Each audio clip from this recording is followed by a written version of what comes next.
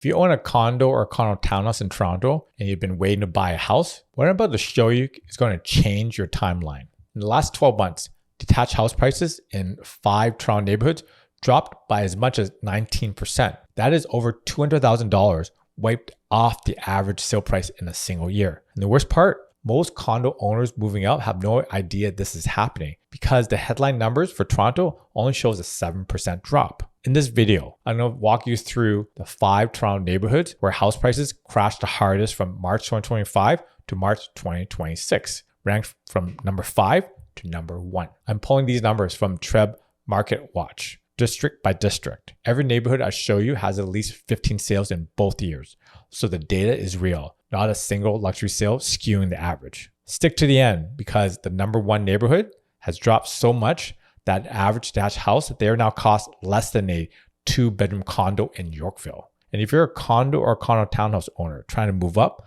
that gap is the biggest opportunity I've seen in 3 years. Okay, let's start with the context. March 2026, the GTA-wide average sale price was about $1,017,000. That's down about 6.7% from a year ago. The MLS Home Price Index, which strips out sales mix, was down 7.4%. That sounds bad, but it's not the full story. The 7% number is an average across every property type, every region, every district. When you break the data down to the city of Toronto and then drill into specific districts where houses actually trade, the picture changes. Some neighborhoods are flat. Others are down twice as much as the headline. And if you're a condo owner who wants to move up to a house, that gap matters. The neighborhood you choose right now is going to determine whether you stretch into a starter house or you walk into a property you could not have touched in 2024. And here are the 5 worst hit Toronto neighborhoods for detached houses year over year.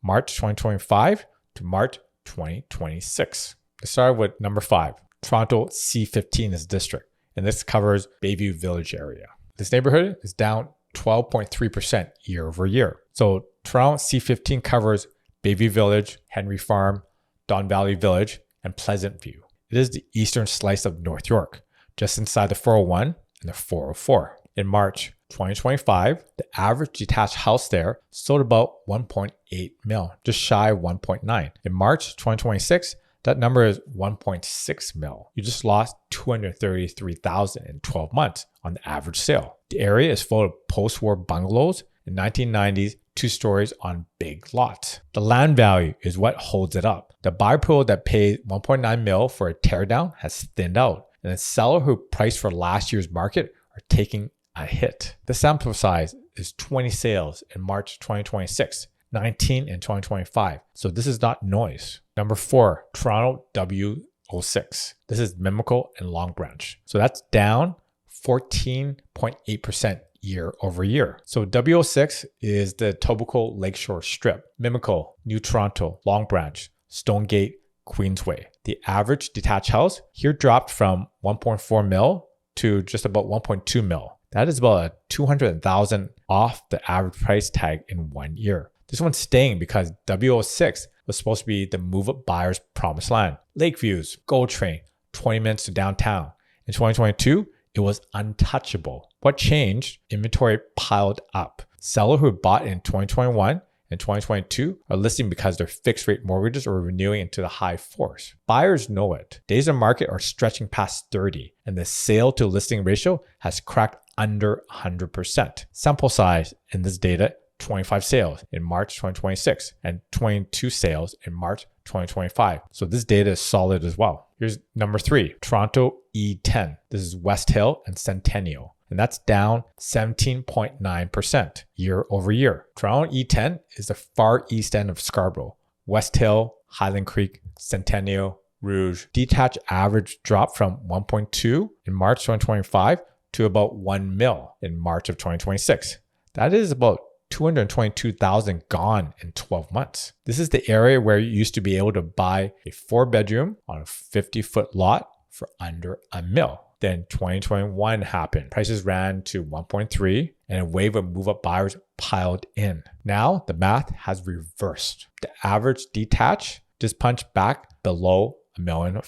If you are a condo or condo townhouse owner with about 700, 800K in equity, you can suddenly write a real offer here. Sample size, 22 sales, March 2026, 26 sales in March 2025. Here's number 2, Toronto CO3. This is Forest Hill South, down 18.4% year over year. This one's a shock. Toronto CO3 includes Forest Hill, Humewood, Cedarvale, and Wychwood. This is old money Midtown. The average detached house dropped from 2.3 mil in March 2025 to 1.9 mil in 2026. That is a $400,000 off the average sale price. Forest Hill is the kind of area people assume is recession proof.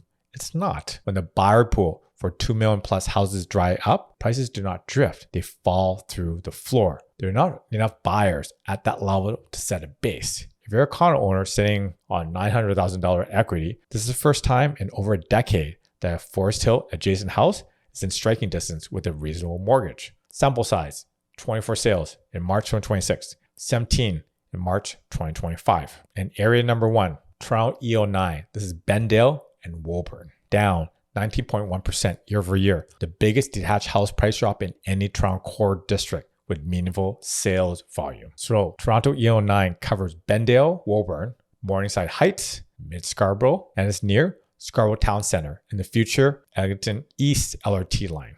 The average detached house here was about $1 million in March 2025. In March 2026, it's sitting about $836,000. That's $197,000 off the average sale price in 12 months. Read that number again. Average detached house in Toronto E09 now costs $836,000. That's less than an average 2-bedroom condo at Yorkville and Bay. You're paying a condo apartment money for a freehold detached house with a backyard, a driveway, and 0 condo fees. Sample size, 19 sales in March 2026, 22 in March 2025. So this is real data. Here's the part that most channels will not tell you. A 19% drop is not a reason to wait. It's a reason to maybe run the math. Your condo has dropped too. The Toronto condo apartment average is down about 9% year over year. So your equity is smaller than it was a year ago, but the gap has shrunk. In March 2025, the gap between the average Toronto condo and the average Toronto E09 detached house